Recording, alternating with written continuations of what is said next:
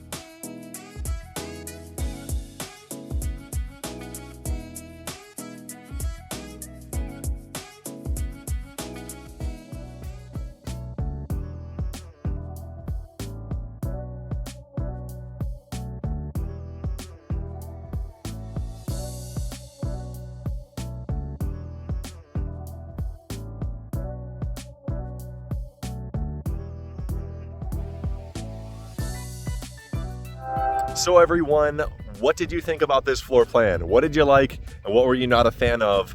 Let me know in the comment section down below. This home is currently being built in the High Pointe community, and I made an in-depth video about the High Pointe community here in Vero Beach, and you can find that link to that video in the description below. If you have any other questions about moving here to Florida, please feel free to reach out to me anytime. With that being said, thank you guys so much for watching, and I'll see you guys in the next video. Take care.